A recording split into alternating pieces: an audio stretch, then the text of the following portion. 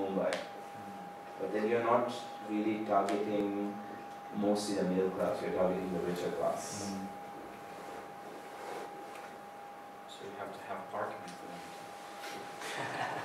Yes. Like, just to give you an example, I don't know if I told you, but you know, when a car company came to India, I think it was Chevrolet, they tried to reduce the cost by removing some stuff from the back seat. Like from the behind seat, they tried to remove, because in America or in Europe, people don't care about the behind seat. But in India, if you are successful, if you are rich, you have a driver, you have a chauffeur. So he has to sit in the shitty front car, and the person who's having it sits in the behind seat. So that model completely failed because they tried to use the same strategy as US and India, but they had to completely customize it. And then Kellogg's, the cereal company, they completely failed in India because people don't eat breakfasts with cereals. They don't eat breakfast with quick milk. Because in Indian families, your mother or your wife makes it by spending 1 hour, 2 hours. And then, you know, actually cooking up for the whole family, and they sit and eat. It's not the other way around. It's not where you're quickly going to an office and you quickly put some cereals, you put some milk and you eat. It's a completely different mindset you have to target. And surprisingly now, Kellogg's is in biscuit business in India. They changed their whole business to biscuits, not to cereals. There's still some cereals, but very tiny.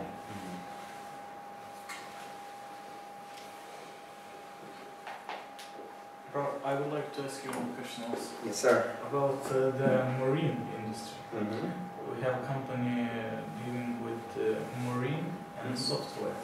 So kind of, what do you think about this niche in the local cruise or something? The thing about Indian shipping industry is that most of the shipping industry there is either Norwegian or Danish or American.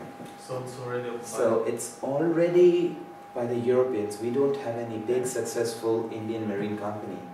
What we have is a huge naval force, but not civil thing.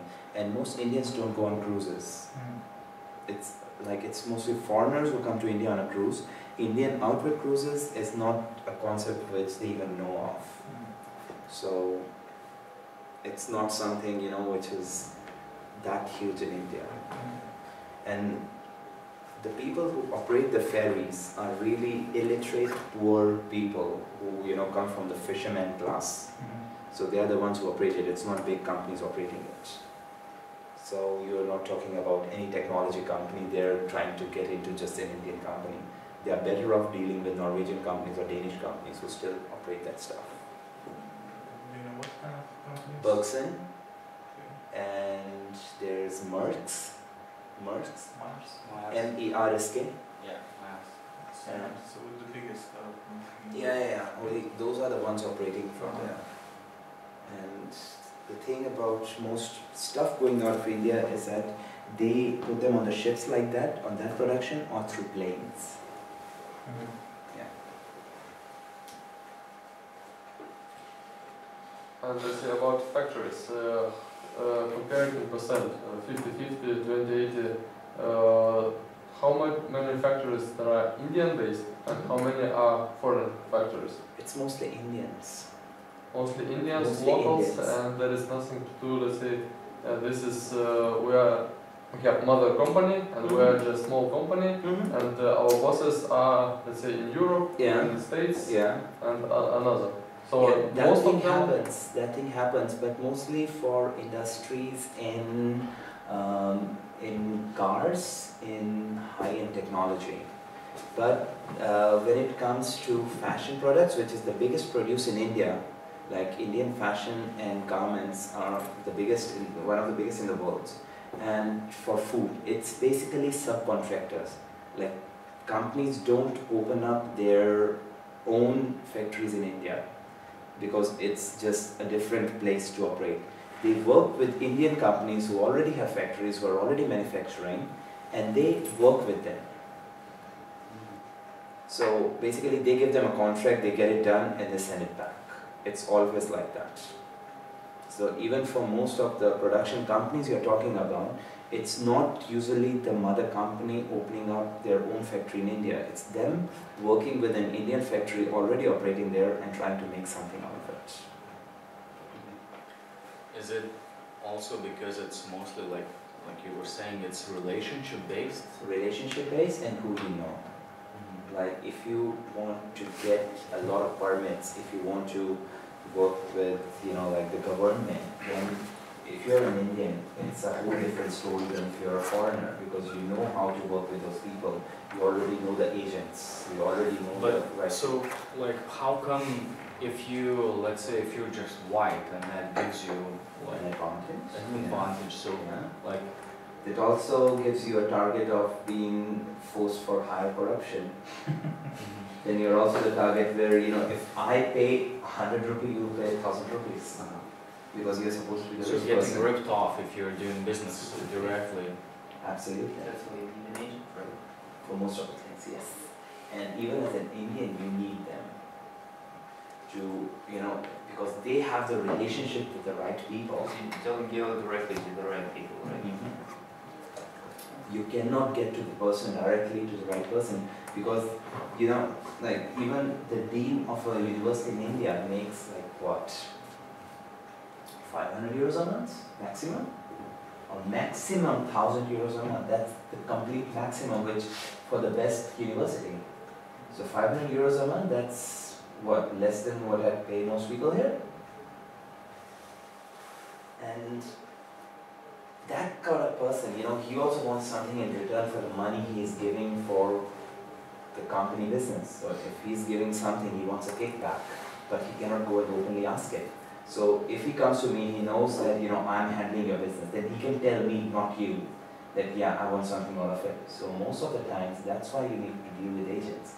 Because, in return, they get gifts from them, in return, they get some money from them.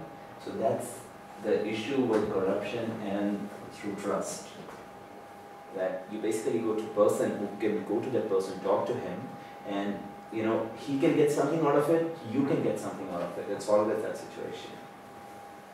Win-win, It's always as they that. call it. Yes. Not for you though, because you end up spending more. Okay. Because that kickback also goes from your pocket. Let's say going back for the industry. On your opinion, at this moment, owners of the factories, they are looking straight positive to the IT system. It's not just IT, Indian manufacturing is huge. No, I mean for modernization. Let's say I quite often heard from China people. They said, what for I should buy your machine?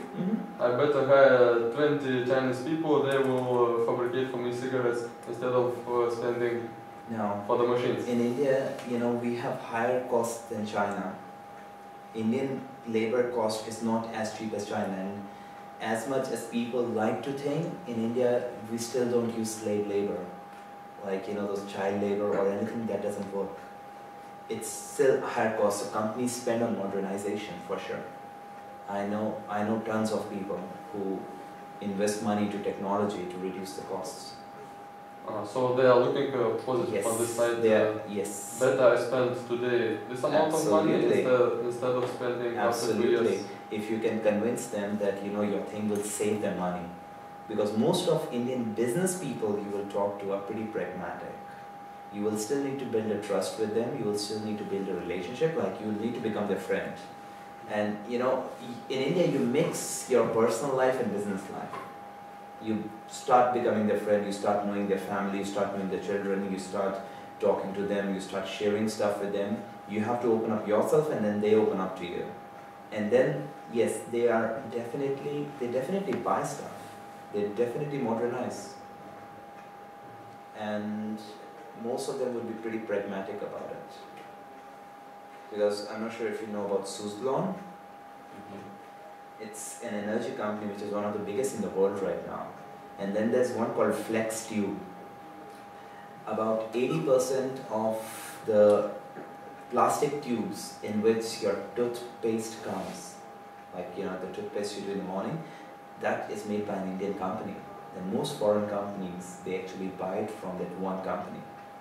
And then you have ball bearings, which you use in cars. Mercedes, BMW,